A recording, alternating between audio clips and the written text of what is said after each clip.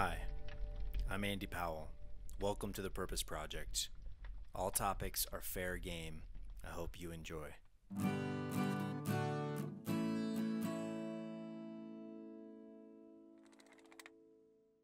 So, San Martin, you are the creator of the Prescott Times. Yes, creator, and I don't know. Yeah, I guess. No. Let me take that back. It was two of us that started in the beginning, that created the Prescott Times, the name, the logo, and all of that. And that's one of the owners of Spicy Streets. Oh, yeah, I've been Yeah, there. and Hell. Cool. Yeah. Well, other people call him something else, I think.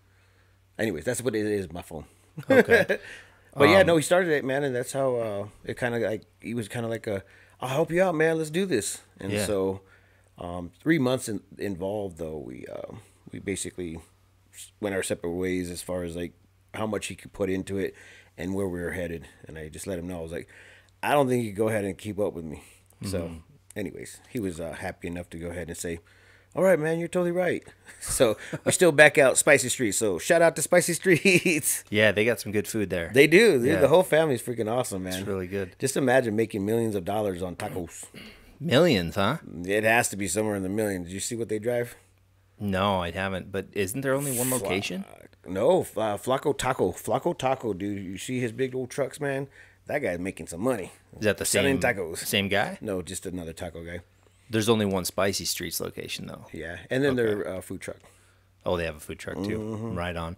So the Prescott Times covers all types of news from all over Yavapai County. Yes. And do you go outside of Yavapai County at all? As of right now, we are going outside of Yavapai County. But if you think about it in whole, there's only a population of like 10,000 or 12,000 in Cottonwood, 12,000 in Camp Verde, and I think there was like, 800 or 900 or something in Jerome. So there's not that many more people outside of Prescott and Prescott Valley. So this is the spot in Yavapai County. Yeah. You do some stuff in Sedona as well? Not yet. I just share stuff that's happening over there through our platform. We go down there for the Sedona Film Festival. Yeah. And we cover that. Last year we didn't do too much because we were renegotiating our contract as far as what we are going to put ourselves in. So Right on. that's the only thing I do besides go there and enjoy. Yeah. Jump off a couple cliffs. Oh, not me. You never done it? I think I did it once or twice when I was younger, but not really super interested. I'm trying to act all cool and stuff. I did it when I was younger too, and it was a big cliff. And I remember I just was feeling and like the falling was taking forever. Yeah. And then the hit was not pleasurable. And No, it was it's just not very fun. Why did I do that? So that was an experience that I probably will never do again. I get the social aspect of it. Let's go jump into the water. Yeah. 30 feet, 40 feet. Not that one. I could jump off, like the 10, 12 ones. Yeah. But nah, that tall one is just, Yeah, same. I'm cool. I don't have nothing to prove. Yeah, me and water don't get along super well in that aspect. Like, the open ocean. Well, you don't float, man? Not a fan. Oh, no, dude. I got a story about that, too. But no, man. yeah. Well, Open we'll ocean. get into that in a little bit.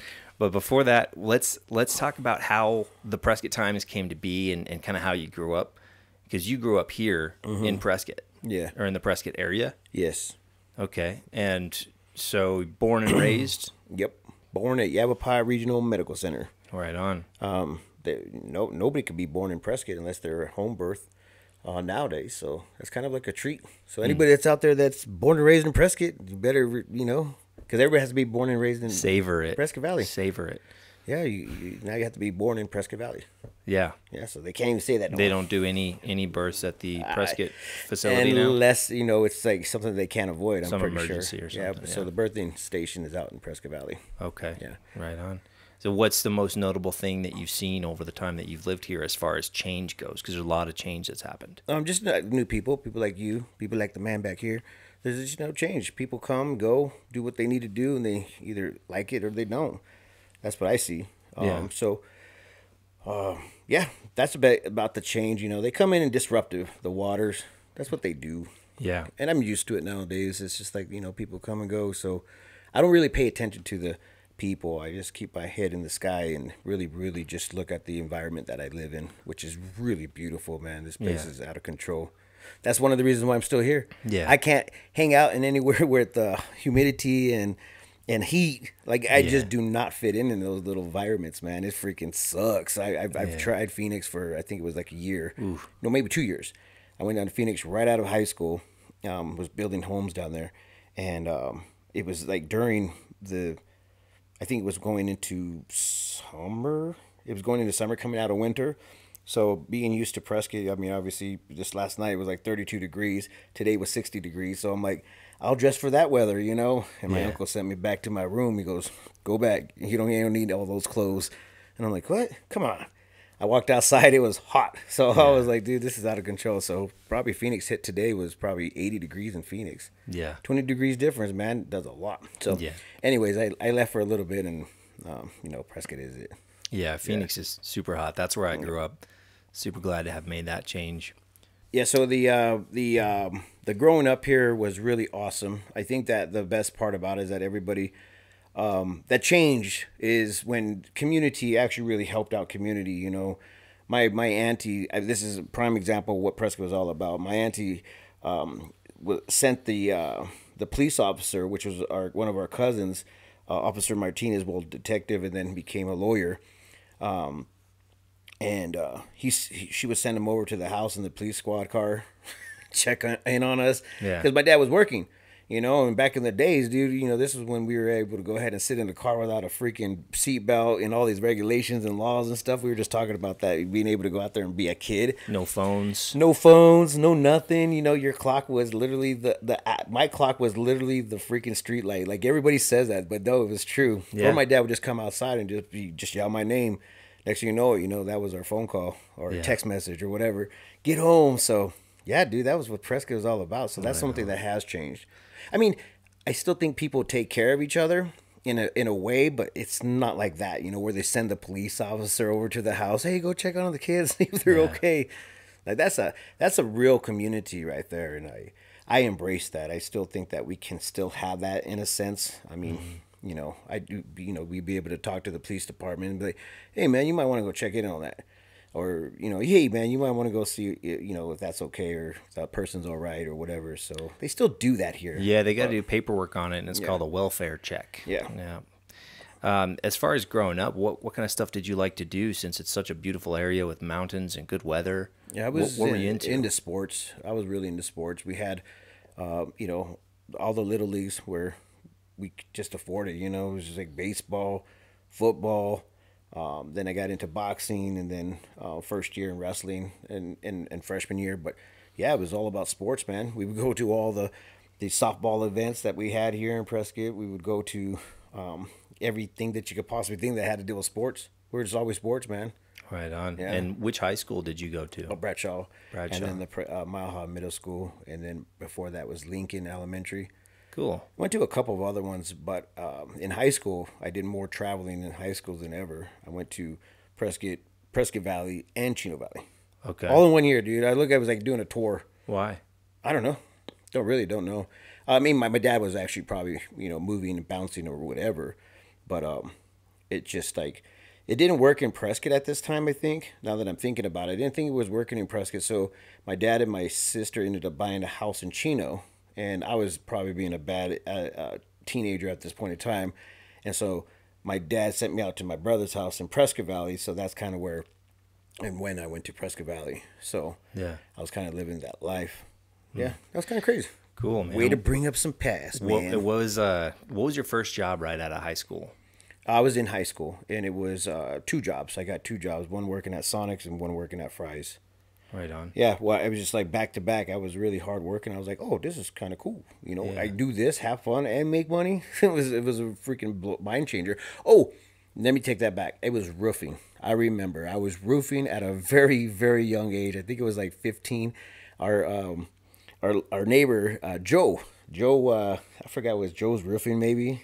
Anyways, he hired the neighborhood kids to go do tear-offs, man. So I was up there at 15 years old. I'm telling you, man, this is how life was in Prescott. So that was my first job. It was tearing off roofs. Yeah, dude, in the summer, yeah. Oh yeah. It was crazy. And then we had, you know, the miscellaneous jobs in general. So yeah. So then, what did you kind of land on for the greatest length of time as far as a job or a career throughout this construction. Time? Construction. Construction was my thing, my jam. I started building homes when I went down to Phoenix, and I just loved it. I like the endurance, the pain, the building part aspect of it. I think I was more hands on with it more than anything as far as like building. I was like really into that. That was like the little log builders still. Lincoln Logs. Yeah, Lincoln Logs man. was my favorite, dude. I'll be building mansions, man. We'll break them out after this. Let's go, dude. I'll show you how to build a mansion. I'm like, just give me a little saw. We'll modify this. But, yeah, there's a lot of reward, a lot of gratification in seeing your work come to an accomplishment. In junior high, or was it elementary? No, junior high, they started wood shop. I mean, well, they had wood shop there. So I was really into wood shop, really into mechanics, and I excelled in both of those because it was just fun. It was enjoyable. I like the smell of like burnt wood. Right on, man. Yeah. At what point did you move into doing anything with media? Well,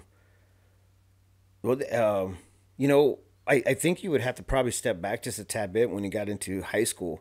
Because you know how you get into that age gap, that age limit from junior high to high school, things start changing. You know, your hormones start changing. Things just start changing. It is what it is. I would probably say a couple of other choice words, but we'll be showing this to other people.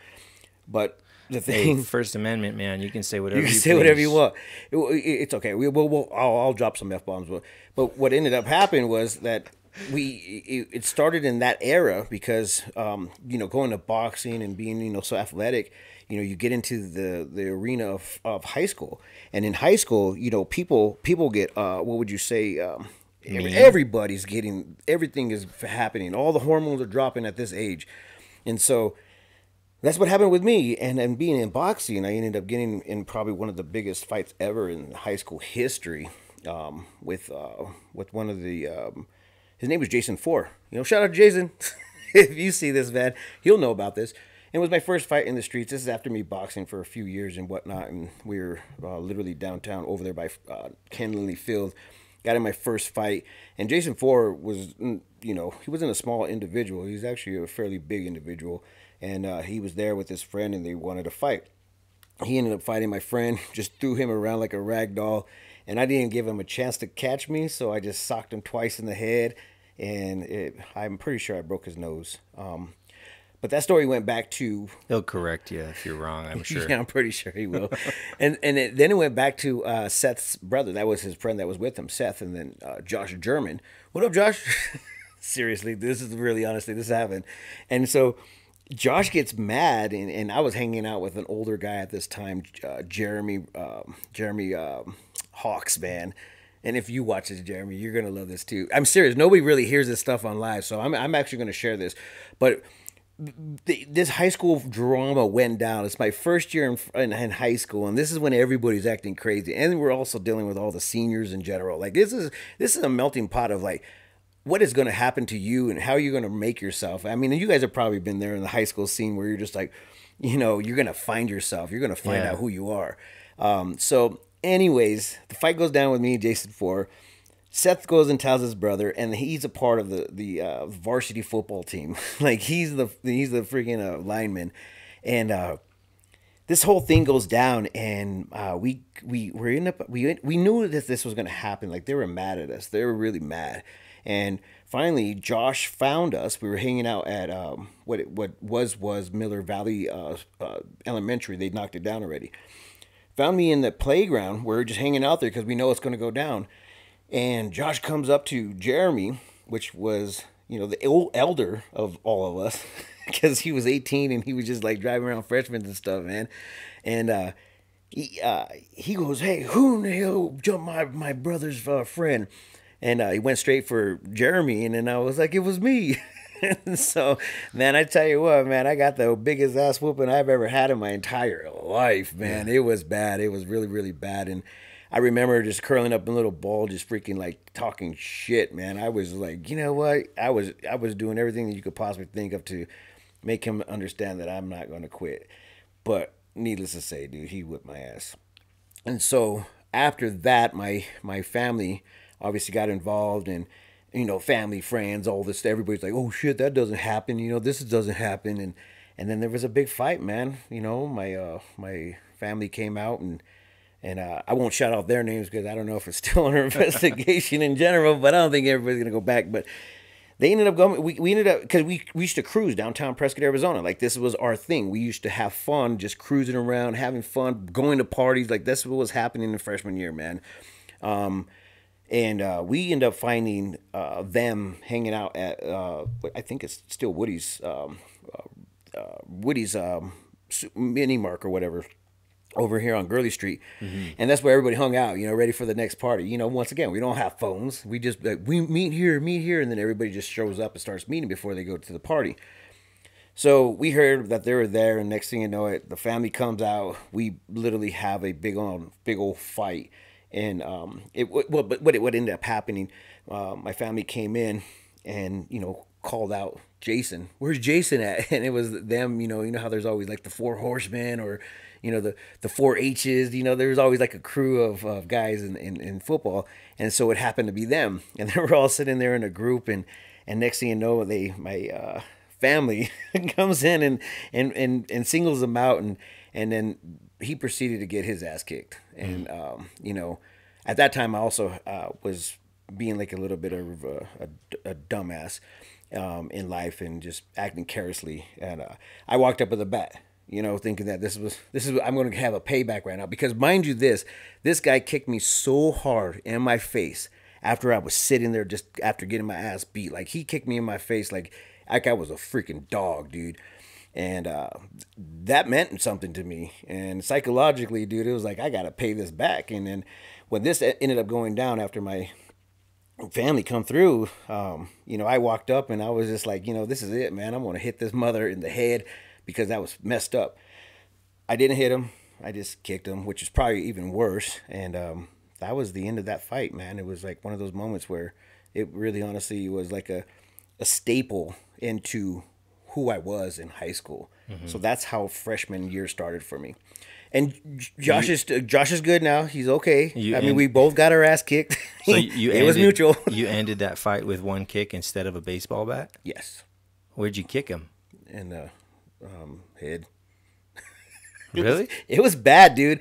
I did what he did to me. How tall is this guy? He was on the ground. He was on the ground. Gotcha. He fell on the ground. He was actually in the same position I was. When in the ball. Yeah. And my uncle. Oh, damn it. Oh, sorry, uncle. My uncle ended up proceeding to whip his butt. And it did exactly what he did to me. So mind you, I was 16. He was 18. My uncle was just as old as he was in this age gap. So it was like Prescott was like that. You know what? We don't come out and start fighting with people. We don't come out and start pushing and talking this smack. We were literally like, you talk shit, you get hit. That was the attitude. And it always was like that when I was younger. I mean, it is what it is. Now you got to worry about cameras and lawsuits and all this dumb shit. Yeah, sorry. So you might want to keep that out. Yeah, what time was that? Yeah, I'm going to be able to do that. We'll find it. It is what it is. You know what? Worries. It's actually. So how does this relate? Police knew about it. There was a police report. Everybody was cool. Nobody got in trouble. Nobody got arrested for this violence of sorts. And that's exactly how Prescott was. It is what it is. I mean, nobody was snitching. Nobody was trying to do all this, whatever they're doing right now. Pansy shit. That's what I call it. Yeah. And we settled it. And from there on in, that's how my life started. So the reason why I'm going back to this is because if we're going to tell a story, might as well go ahead and tell everybody how it started. Right. And so fighting was my thing. Boxing, fighting, me just representing myself, me getting involved with, miscellaneous gangs in the community and being a part of that, man. Like, I literally was there just starting this ruckus, bro. This was me. This was what I was doing. So you were an instigator. No. I was starting a peacemaker. A ruckus? I was a peacemaker. And when the peacemaker comes in and the ruckus starts, then you have to settle the ruckus. And you just have to be a little bit more above the ruckus that's coming at you. And that was just being street smarts, And it's still, if everybody understands that Prescott's the Wild Wild West, man, it never stopped. There was fights going on with the Aryan Brotherhood, with the Mexicans. There was fights going on. And like, I don't know if you remember this, but back in the days, the KKK was rolling down Gurley Street. So this is Prescott, man. It was kind of like crazy now that you really think about it, because nobody really knows where I came from. Everybody just thinks I'm this positive, go-lucky guy online right now, which you're able to change. You're able to move on to the future and do your thing. But this is where it all started. This is how it all became, to where I'm at now. It was a confidence builder that gave me a backbone that made me understand. But then by the end of my high school years, I finally seen the light. I actually, instead of selling my soul to the devil, I sold my soul to Jesus Christ. And there was options. There's definitely options. And, that's a whole nother story. It's another spiritual warfare that I went through in order for me to be who I am today. So, was it a process, or was it like an incident, or a series of events? It was one moment of just me probably being under the influence of a lot of drugs. That's when I was doing meth. That's when I was drinking a lot of. I was drinking at a very young age, drinking, smoking. I was doing it all, man. I was living that life of that. Mr. You're fucking that guy. Yeah. Because in high school, everybody was like, oh, watch out for that dude. Like you had that credibility. And that's what I'm talking about, is that when that street credibility was in this small high school at Prescott, it just gave you this freaking power hungry head. And then as I was going through high school, I just felt like I was that guy, I was being that guy. And so at one point in time, it was like I was coming down probably from, a good amount of stuff, or maybe it was just my time, God was finally calling me to do his work.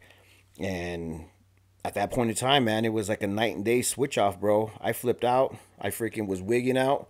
And I finally just, bowed my knee and just prayed the sinner's prayer and gave my life to Jesus Christ. And so, the real story is that I actually literally, like, the weight of life just literally just jumped off me. I think I didn't even take a shower or a bath for like 7 days, that I still felt good, I felt pure. I felt clean. I mean, even though I did so much stuff when I was younger, at that point in time, it was like forgiven, like the real story says, Yeah, so redemption. Anyway, just to go ahead and change it up a little bit, acknowledging where I was headed, prison or death, in this little transition. It really, honestly, it was just as subtle as the conversation I'm having. Like, I was like this guy, then all of a sudden I was this guy. It was night and day, man. It was one of those moments where it was like it was a check. How old were you when that happened? 17 going on 18. Mm-hmm. Yeah, I remember that it was rough. It was like I was being a crazy little. So did you start to embrace the Christian lifestyle as far as reading the Bible or going to church or anything like that? I acknowledged it, and I was not really led by the church I was going to. So I was kind of like falling backwards, back into, my same old ways. After like a year or two, it took like a year or two, and then I got checked again. Then I put my hand through a window because I was under the influence of alcohol. I actually cut 610 as my main nerve in my artery. Like literally, this hand was just like flying off. But by the grace of God, when I say this is an actually real factual thing that happened. I got my hand prayed for, and you know how when you cut your nerve, it doesn't really come back. Yeah. Mine came back. I still have a little bit of feeling. It still feels a little bit like, man, you've done something wrong to your hand, but I think that's the memory that I have to have. But I put my hand through a window, dude, and I almost lost my life. And then next thing you know, and I'm like sitting there all like gimped up. I can't do nothing. And then you almost lost your life from punching the window, bleeding out. Yeah, I see. Yeah, it was bad. I was very angry at that moment in time, and it was an anger moment. So blood was pumping. It was from what my friend said. It was like all over the freaking windows. Like it was just streaming. Yeah. So they took me to the hospital, and I think I woke up the next day with tickets. I had a whole bunch of tickets, man. Drinking under the influence or underage and criminal damage. Like I really got in trouble that day, man. And then all of a sudden, here's your check again. Yeah. Here's your check, bro. So you would say that the tendon healing was a miraculous event. It was the nerve healing that was the miraculous event. We ended up going to church. I was drawn to go to church, and the pastor actually says, there's somebody in here with nerve damage. Would like to go ahead and pray for you. And I walked up, and it was just another sign, man. What church was it? It was Potter's House. Okay. Yeah. Right Straight up Potter's House, man. Yeah. A lot of people talk bad about that whole vibe there, but one thing I do know is that they do believe. I know they might be a little bit judgy, but the pastor there at that point in time, man, he knew what was going on. But you can't tell the difference whether it's the pastor or the church. It doesn't matter. It happened, man. Yeah. I walked out of there, and it's kind of This is kind of weird, but at that point in time, my hand was going into healing, so it had to have a whole bunch of different phases because they put the tendons back together, and they sewed them back together. So my hand was constantly like this all the time. Oh yeah. And so, in order for it to go ahead and heal, I had to keep it that way. And then therapy would have me, doing other things so I could go ahead and get my motor skills going back. And this is just literally the process. And the night that I ended up getting prayed for, I know this is kind of going to be really like a freaking like a night and day scenario, but I was getting out of the thug life. Like literally, I was getting out of the thug life. And I still, mind you, I'm a fighter, man. I'm a fighter at heart. Anybody threatens me, I'm going to fight. And I still, to this day, I still have that mentality. I'm just a fighter. It is in me. But that night, I felt so good. Me and my friends, it was actually my cousin and my other buddy. We go down to where Whataburger is, or where now it's the fish and chips, or no, the Waffle House, waffle and chicken waffle. Wait, which place is this? Chicken waffle. It's not chicken waffle. Is that what it's called? Yeah, chicken waffle. Chicken waffle. Yeah, chicken Okay. waffle. And we were sitting there in the parking lot, and I see this friend of mine. There's a girl, and I think she's underneath the influence or whatever. And some cholos, they drive by, and I remember, I think they call them Bullet or something, or Vala or something like that. Anyways, I knew of them because I met them a long time ago. Because I met everybody that comes into town that looks like a cholo, and you just want to ask them where they're from. And so he drives by, and he's under the influence with his homie in the car, and they get out, man, because my friend just starts talking crap to them, like, what's up? What are you looking at? Because she's being stupid, like she's starting to fight. And I'm sitting there, I'm like, oh my gosh, my hand is all messed up. My buddies, I'm the only fighter, really. My other buddies, they're just like kind of like, hey, what's up, man? And this guy walks up, man, and he just gets like really upset. Like he's upset, he's mad. I was like, bro, back up, dude, just chill out. Bro, back up, just chill out. And then he freaking, he comes at me, and he has a knife. He actually is coming at me with a knife. And he swings, and I'm like, literally like, what the heck is going on here? And I think I'm just going to get my ass kicked because my hand is messed up. And I'm like, I only have one hand. And it's like, oh crap, this is going to go down. So I get up to, as close as I can to him. And I go up with the my guard because I just don't want to get hit now. And I just hit him with my right hand, the one that just got like prayed for, man. And I freaking knock him out, bro, like bad. He falls on the ground, and I remember this because it did happen. This is the life that I lived. It's unfortunate, but it did. He starts going into convulsions, which is like bad. I'm like, holy crap! And my cousin comes and picks him up and holding him, and trying to shake him. Like, hey man, this is what's going on. How did you avoid the knife? Dude, I think he just fell, or he just threw it or something. Oh no. Let me go ahead and take that back. That is the great question. It was the next guy that came. It was his friend. And then How many of these guys are there? There was just two of them. Okay. But he came out with a knife. I think he did. And he was like, what's up? I was like, take care of your homie. That's what happened. The second guy came with the knife, and the first one came with the fist. Oh, first guy didn't have a knife. No, sorry. Gotcha, I had to go back on that. And the guy fell on the ground. And he was going in. He was having convulsions. Like he got hit very freaking hard. And then this guy came at me, and I'm like, "Get your dude, man!" And then my buddy came out with a bat. I was like, "No, man, we're good." I was like, "Just get your buddy right here." And then by this time, Whataburger calls the police, and the police come, and the guy wakes up. Everything's fine. He wakes up and he's like, "Okay, I'm good."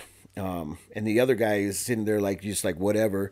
And we're inside, and I'm like, this is crazy. This is insane, And they end up getting arrested because they had drugs on them. They had obviously weapons, and so that was literally like the healing process and the freaking like night and day scenario. But man, I tell you what, dude, it's just in me to go ahead and protect myself, and that's exactly what happened. But I ended up hitting him with my hand. Gimp hand. Yeah. Right on. So at what point you guys gonna get a lot of juice, huh? I like it. At what point did you get involved in doing media stuff? Oh, I know that's what you started on. So being very involved with everybody, I started knowing everybody. Becoming that guy that everybody just came to.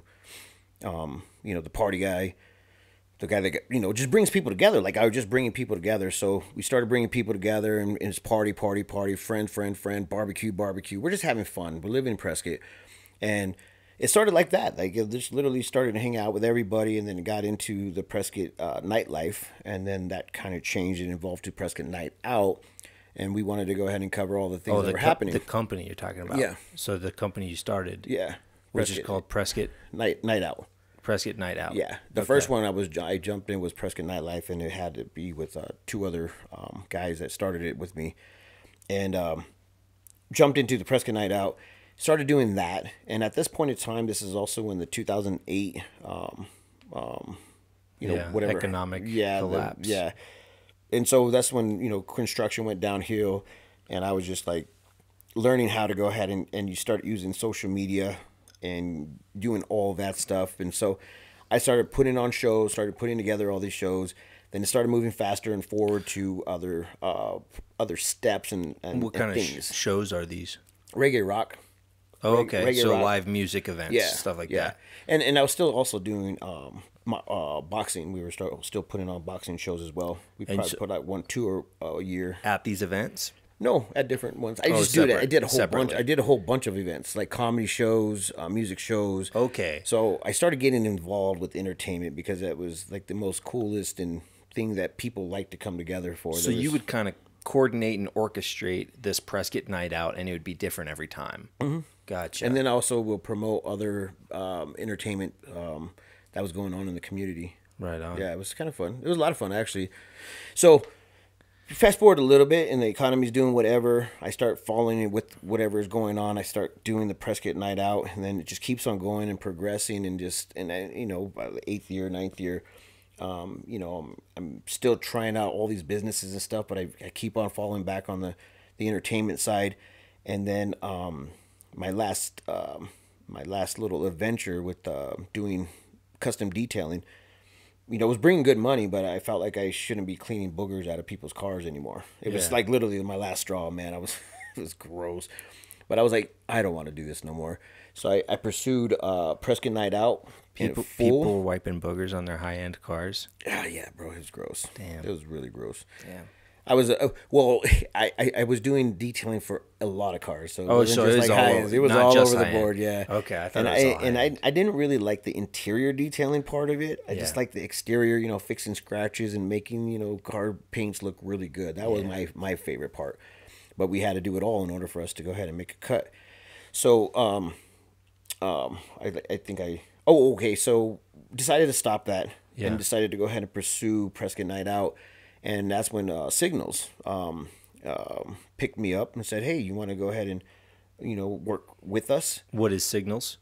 It's another online news resource. Okay. In Prescott Valley, owned by the Fanes. Is that still running right now? Mm-hmm. Okay. Yep. And so started working with them, and they wanted me to be a part of their entertainment. They wanted me to, create events for them. They wanted me to do all that stuff. So I was like, dude, that sounds cool. But, there was just things that were happening that I just didn't, want to be a part of anymore. And it just so happens that Prescott E-News was working, kind of doing the same thing. They were actually here before Signals. Actually, Guy Rogerson, the owner of the editor of Signals, was working with Prescott E-News. And then they had a falling out. And then Lynn LeMaster, she knew about me. She was just like, "Oh, hey, you want to come through?" And I was like, "What do you got to offer?" Yeah.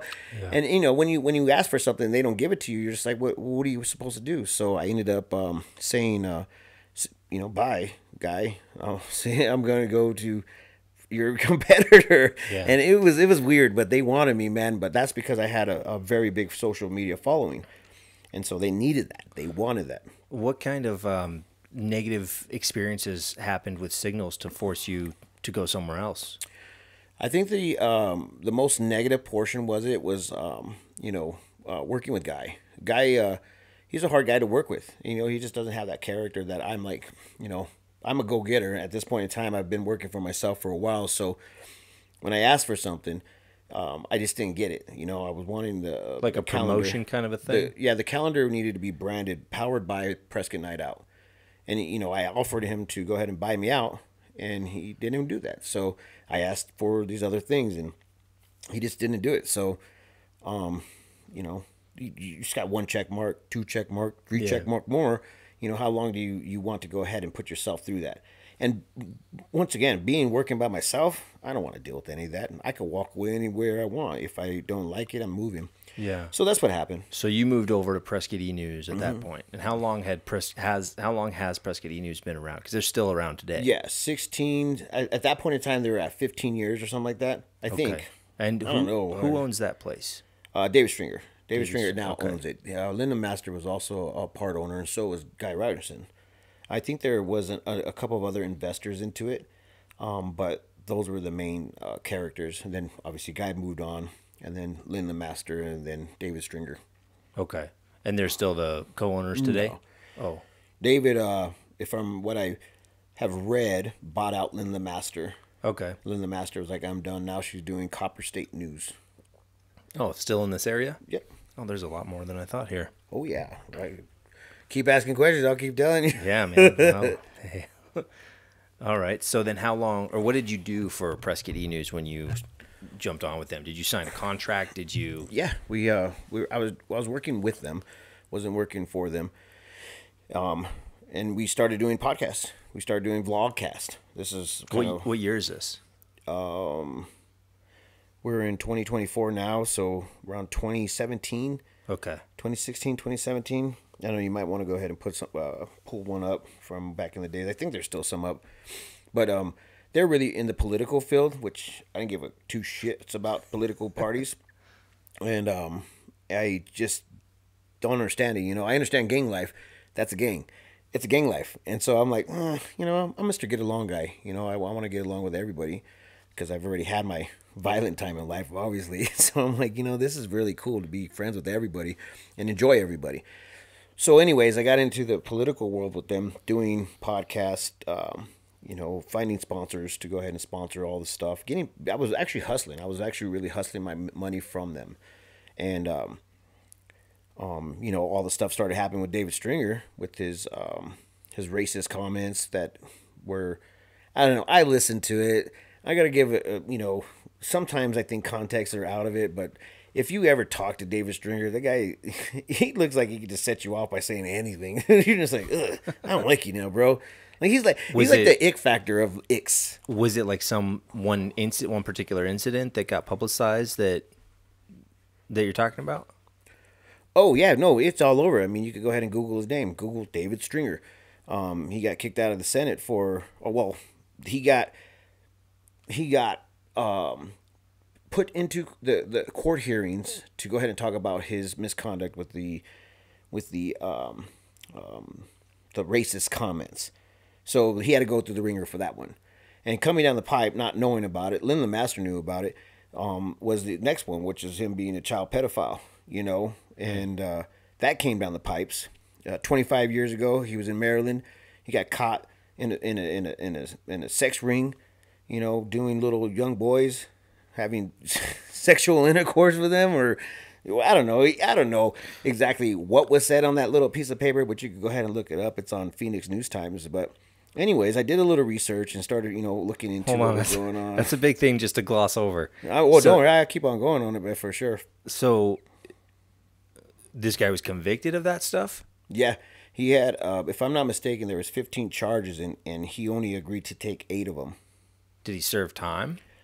He had to do a certain amount of time in a sex rehab of some sorts. He was put on probation, but it wasn't the probation that any child offender has been on. Like, you know, obviously a CHOMO, we call him, child molester. Yeah. And so he's not on that list. So not on the sex offender registry. No. And somehow, some way, well, the whole thing got swept underneath the rug. But if you start looking and start asking some more questions or even reading about it, if I'm not mistaken, you know, all the friends, because he was a lawyer out in Maryland at this time, so he obviously knew some people. And not saying that this went down, because, you know, it's all speculation to me. I mean, you probably could go ahead and find out some more stuff, but somehow, some way, it just got swept underneath the rug. And it didn't come out until after the after a couple of things that David Stringer was doing, and David Stringer was playing playing his role over here in Arizona, and then all of a sudden he gets out in front of Front Street, and so the people that remembered him, that he went through all this crap, basically said, "Hey, put him on blast." Or yeah, something. anybody want to go ahead and pick up the story?" And Phoenix News Time picked up the story and started like looking into it, and they had a full on story, man. I mean, you could see it. You just literally type in David Stringer, Phoenix News Times, and it will give you all of his paperwork, all of the accounts that happened, what he ended up getting in trouble for, and that was what happened. So this is the guy that you were working for, and then you found that out? Excuse me, not for, working with him. So you guys were working together in some capacity. He was just the owner at this time, and he was too busy being in the Senate to be involved. Oh, so he was doing both at the same time. He was in the Senate and he owned was just a news funding outlet. the news outlet, which I don't think that's what people should be doing. It sounds like a conflict of interest to me. It very much is. It still is, and he's running right now for Yavapai County, Yavapai County attorney, right? Or Yavapai County attorney. Oh, maybe I'll have him on. Yeah, you should. Yeah. But yeah, he's running for Yavapai County attorney, and it's just like, he got kicked out of the Senate, dude. Like the ethics committee said because of those allegations or the story or whatever. Yeah, definitely not allegations. Those are charges. Okay. So they kicked him out of the Senate. They gave him two choices. One, we go to court and we start talking about your ethics issues, or B, you leave right now. And so he picked B. It's all on the news. You can see, you can watch all of it. Oh, wow. And so he took the low road. He says, "I'm out." At first he was going to fight it. He was like, "No, I'm good. But then all of a sudden they were just like, "Hey, we got this information now. You got a chance or choice." So he is currently the owner of Prescott News. Yes. And that place is succeeding? I don't know. Right on. I mean, there's a lot of politicians out there that like to go to his podcast. Okay. So there's a lot of politicians out there that like to support him. Sorry, guys, but you do. Yeah. And I mean, they all think that he's innocent, but I'm just like, well, really? You should probably really look into it. Yeah, I mean, it seems like something not to skip. And he's been a part of the political world for a while, so I should probably step back just a tad bit as a person that has a belief system. I'm not the ultimate judge, God is, but at the same time, he ended up ruining our relationships with everybody in this community, which ended up causing us to lose money and people not wanting to sit at our table. People do judge, unfortunately. And that's what ended up happening with this whole scenario. And even the Prescott City Council, and you could go back and watch this video where they denounce him. They're like, "Dude, we don't want him to represent Prescott, Arizona at all, ever." Well, good for them, man. Yeah. Well, there was only a few people that stood up for that, but at the same time, there's also a bunch of people that are still like, sitting in his companionship. So is this the driving force to get you to leave that place and to start your own? Yeah. Well, the driving force was is that I have probably cousins that would probably kick my ass for supporting something like that. Unfortunately, It's just called street cred. You were under fear of family threat. I was under fear of public shame. Of shame. I was actually still okay with the whole which is going to be probably a little crappy. Already sounds weird. What are you talking about? Well, when he was doing the whole racist comments, I was like, I'm good. I'm Mexican, man. And he's allowing me to work with him over here at this freaking Prescott News. We're good. We're going to be good. Yeah. And people liked us. And I was like, oh, we're perfectly fine. But not knowing that this was going to come down the pipes, that's not fine, man. Yeah. Unfortunately, you are graded by the things that you do in your life, unfortunately. And, he has to see his maker. He has to go down and see what happens on that level. But in our community, a lot of people are disgusted, just like, ugh, it's the ick factor. And that's what was the driving force. That it actually said, I can't, I just can't help you. I can't be a part of this, unfortunately. And so I had to walk away. And at this point in time, this is when I actually lost everything, dude. I lost my place of living. I lost my cars because I was dependent on that money. And the income went away. And I completely, the contract said that, if I leave, then the money leaves too. No severance, no nothing. Okay. Nothing. And then Linda Master, she was like, I'm just going to go ahead and tell everybody that you are pursuing your dream at the Prescott Night Out. And that's the reason why you're not working with the Prescott E-News, to kind of like, not be so disruptive, because I was very involved with Prescott E-News. And I said, no, you're not going to lie. You're going to go ahead and just say, go ahead and talk to San Martin about it, and he will go ahead and tell you the true story. And so at this point in time, a lot of people probably just thought I was being a snake and starting the Prescott Times in general because of this, in spite. And I was, and I just kept it in mums, to people that don't want to ask the question.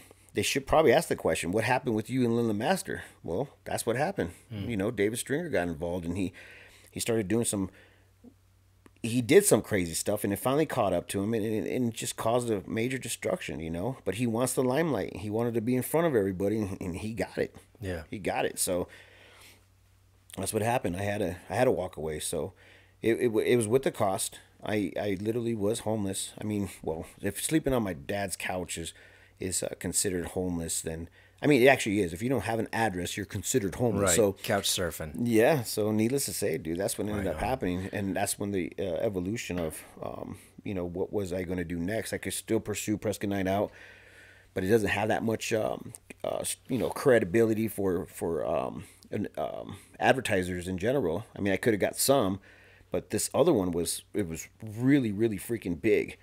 Like the whole news deal, that's big. I mean, it really, you get a whole bunch of people to your platform, and people wants to buy that. People want to buy that.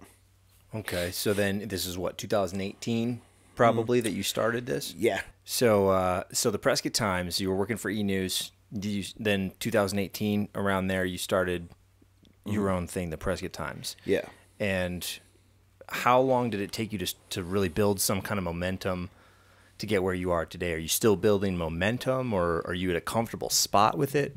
How's that going for you? It's actually, the momentum was right off the bat. I kind of wanted just to start it without my name attached to it, and just be behind the scenes, which I was doing a really, really good job in the beginning.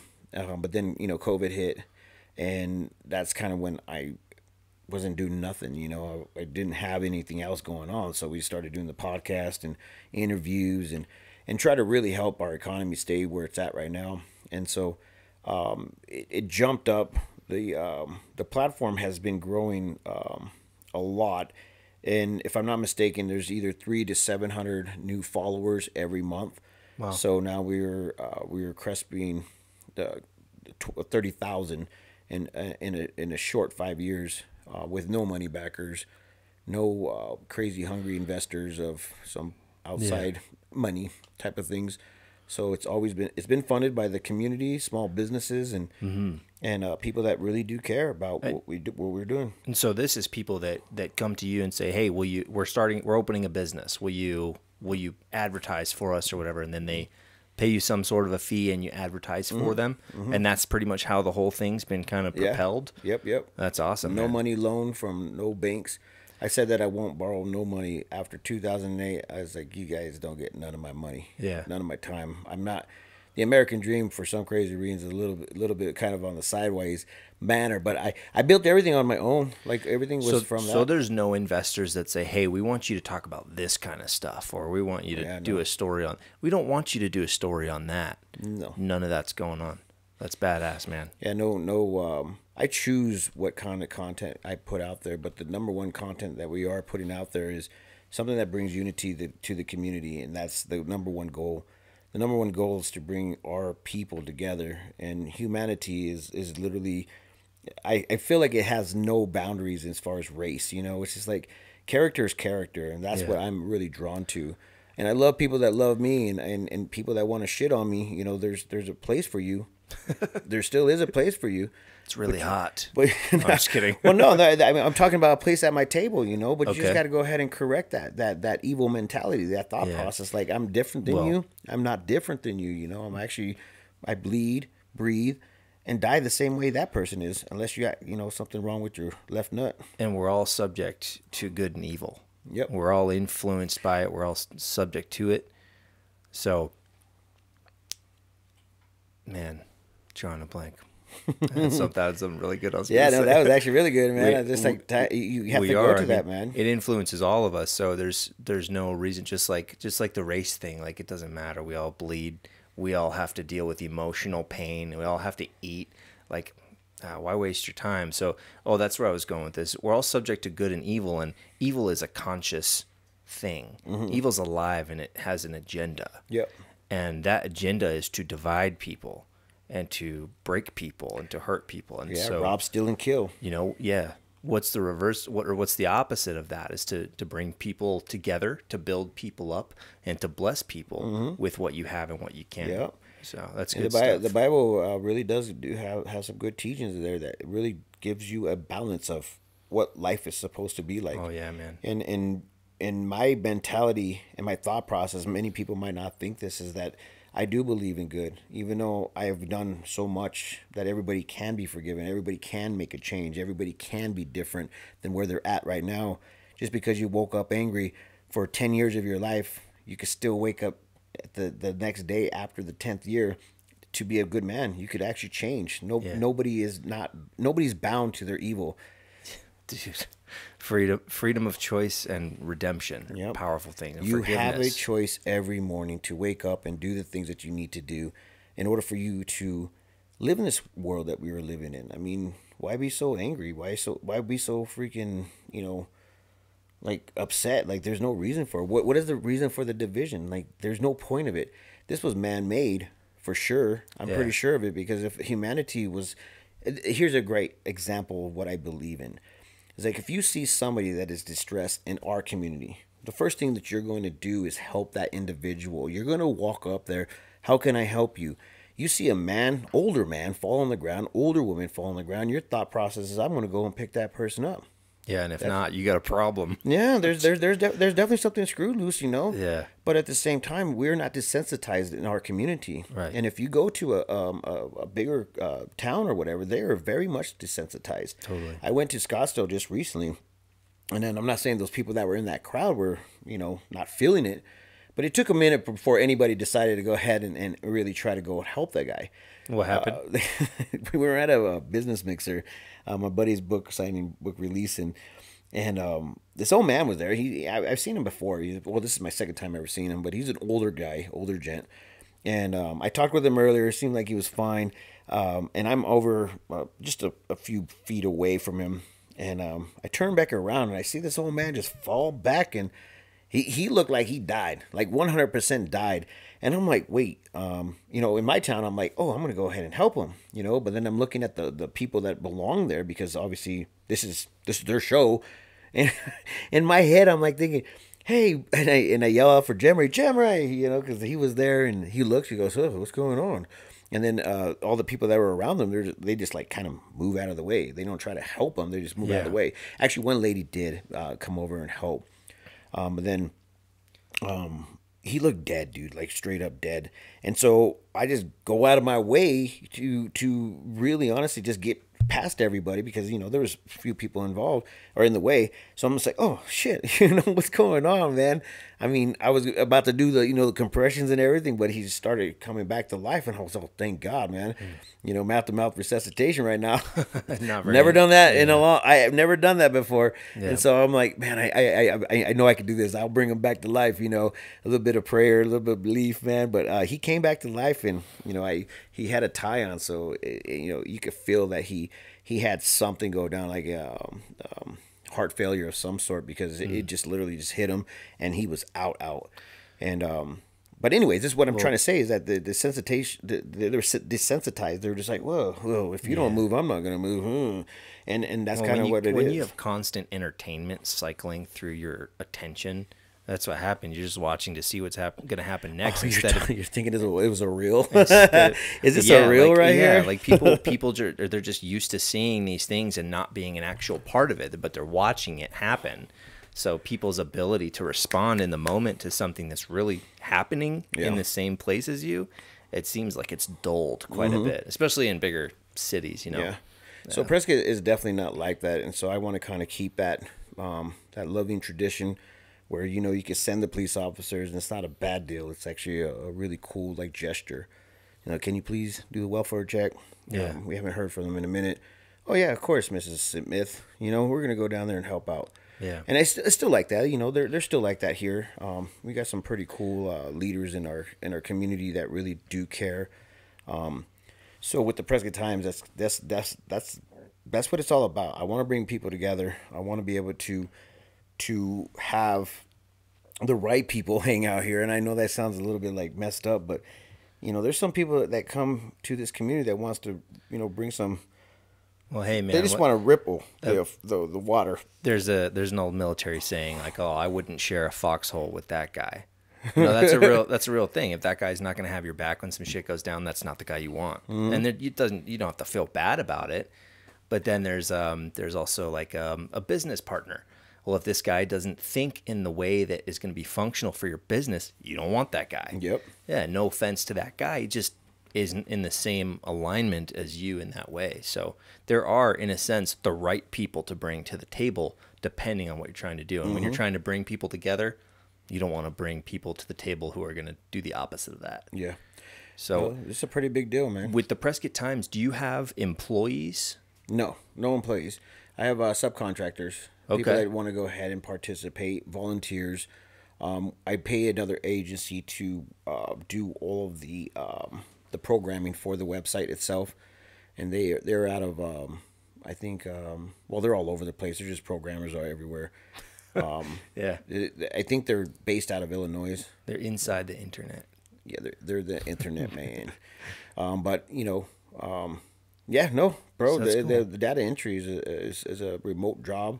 Yeah, like we're in a digital era, so that's kind of what I'm playing off of is the digital era. So the subcontractors that you have that work with you on a regular basis, you have a specific number of those, or is it kind of like when there's something that happens and they can help get a story together, that's when they are a part of things? Well, if you think about it, it's basically okay. So AI is playing a big role right now in our platform.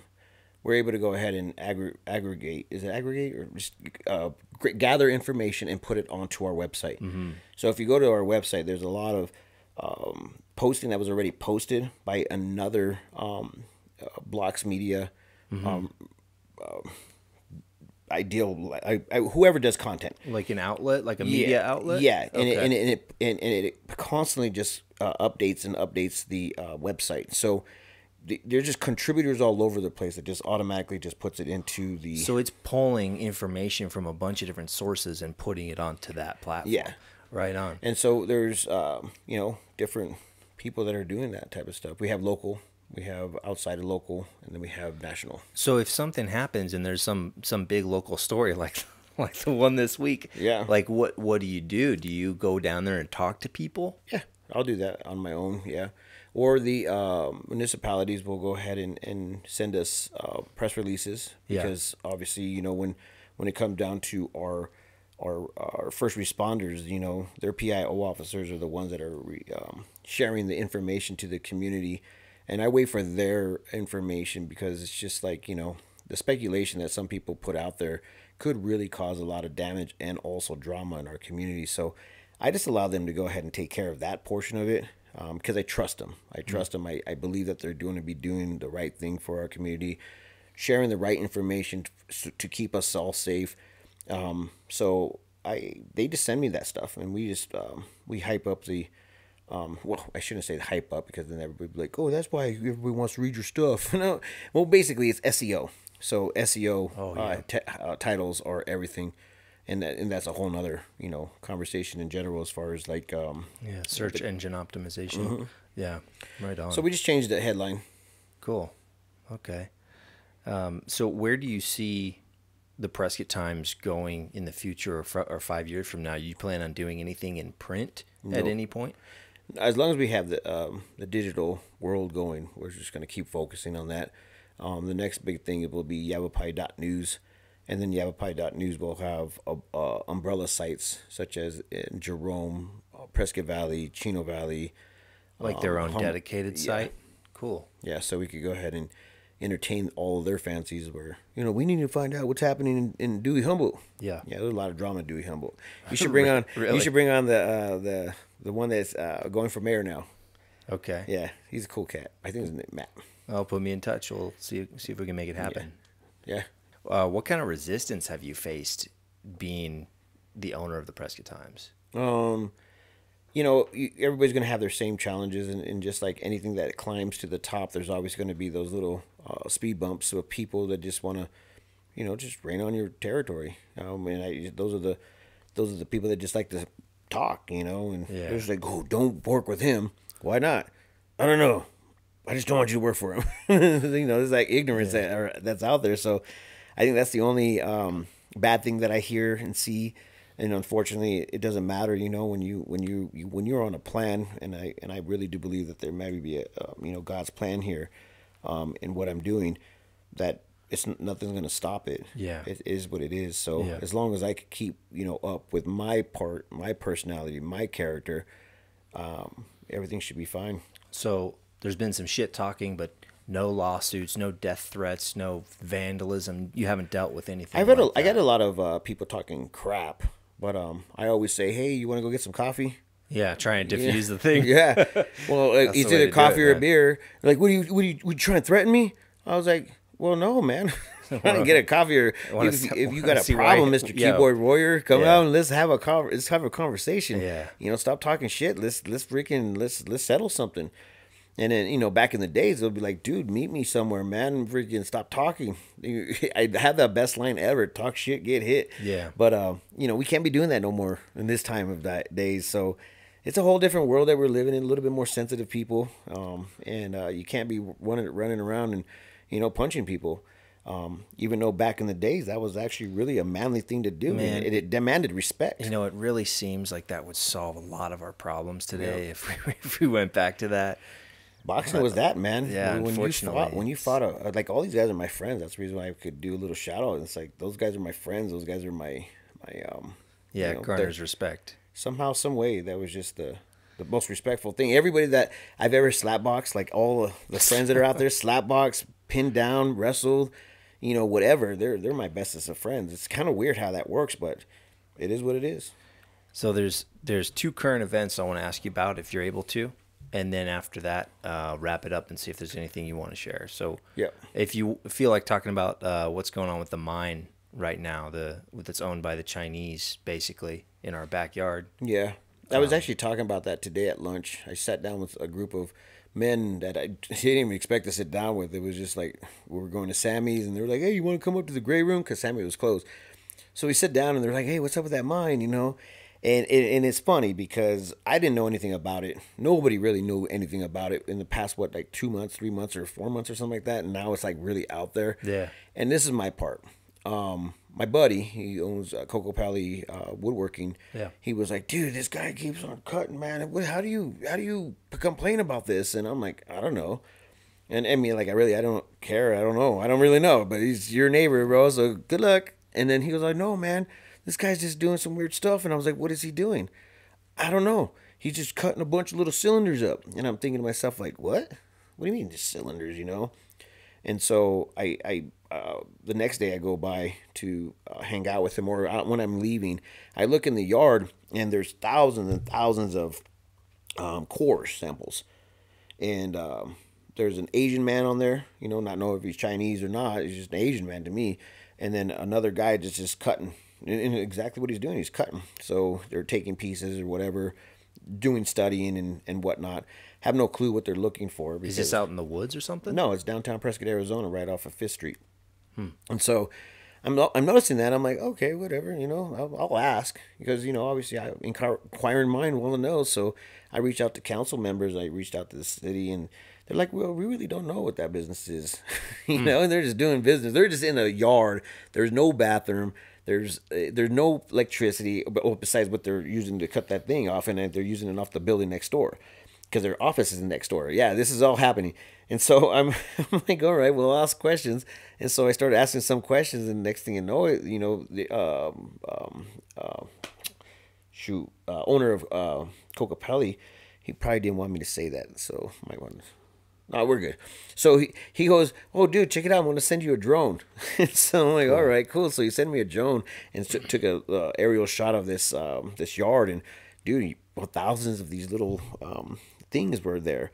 And so I just want to ask more questions. So it's all about asking questions and seeing what's going on. So we got a hold of the city council members to go ahead and do a little bit of like what's going on here. Then we got to the next level of county, because it's in county land. And I forgot the name of her. It starts with an M. Starts with an M. And then got past them and, talked to the mayor. Said, do you know anything about this? He's like, oh, no, I don't. I don't know anything about it, I don't know what's going on. Like, really, honestly, nobody knew what's going on. And so what are they doing? Well, they're all looking into it. They're all talking. And as you've seen in the past 4 months, 3 months, there's just an uptick of conversation now. So, I just sounded a little bit of an alarm. So saying what's going on here? Are these things that look like core samples, are these part of the mine situation? Yeah. From what we gathered, there's actually a lady out there that was a neighbor out there in Senator Highway, off Senator Highway. She has a whole bunch of information, dude. Like, she's been studying it for the past, like, I think they've been there for longer than everybody's expected. Like, they've been doing a lot of work. They're not following the EPA standards.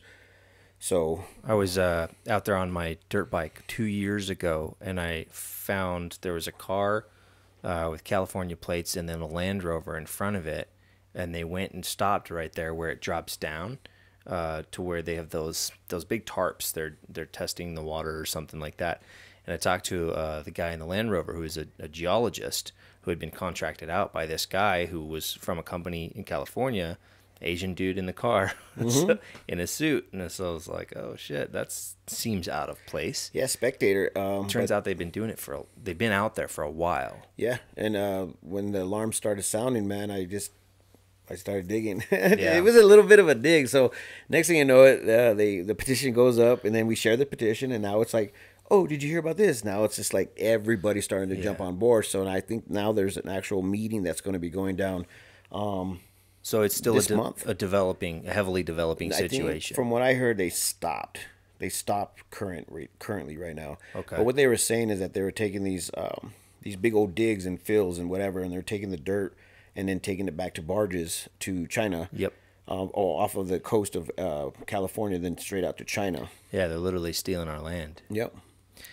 Yeah. Well, the last thing I want to ask you about is the big event that's about to make history, or did make history this week, which is a huge fire. Yeah. That happened in Prescott Valley. A giant high-rise apartment development got burned to the ground somehow. Gone. Yeah. $60 million down the drain. I did a live shoot there for about 54 minutes, and my conversation was like, dude, this is devastating, And a lot of people didn't want it because, they don't like growth. Nobody really liking growth right now, especially the Californians. They do not like growth, and it's pretty cool to hear them say that. But once again, you should have stayed back in your damn town to go ahead and stop that dang thing. But they did not do it, and now look at what's happening. So it was like, but anyways, I thought about the people that were displaced with jobs. The future of the investments that people have made. Mm-hmm. All of that just went to a screaming halt. What does that do for our little town of Prescott Valley, and what does it do for the economy that was about to either flourish or? Here's my theory. My theory is that the insurance money will pay for all that damage, and then everybody who's been working on that project will get a guarantee to work even longer on that project. So we're hoping. That's my I don't know. Unless there's an investigation of some sorts of like arson and who did the arson and whatnot. So it could sit for a minute for the investigation to go through. But from what I heard, the FBI and ATF were involved. So that's kind of like a big deal. Yeah. Well, they said it was $60 million, but on paper and some things that I saw, it went up to 75 million, and then there are 76, 75, 99999, and then another one that was saying that the parcel and all the stuff that was on that land or that area was like 92 or 95 million. So I'm like, there's a lot of different money deals going on right there, but yeah, dude, that's a huge investment. Yeah, one of the biggest structure fires in our community, besides I think Whiskey Row from way back in the days. Yeah. Well, thank you so much, San Martin. Is there anything you want to share with the people? Where can people find you or reach out to you for a story, anything like that? Yeah, go to the PrescottTimes.com, And, just to kind of cap off the story and how it went, my goal and my thought processes in life is like, you know what, you can change, you can be a better man. Life happens. Everybody has a past and nobody's perfect. So if you want to go ahead and claim that perfect lifestyle, it is what it is. And so we'll even, give that to all the people that, have done wrong in the past, that they could definitely change, but they definitely have to change in order for that to come back to you. And that's what's up. Prescott blesses. And I want to give back. So that's what I do. Thank you, man. Thank you.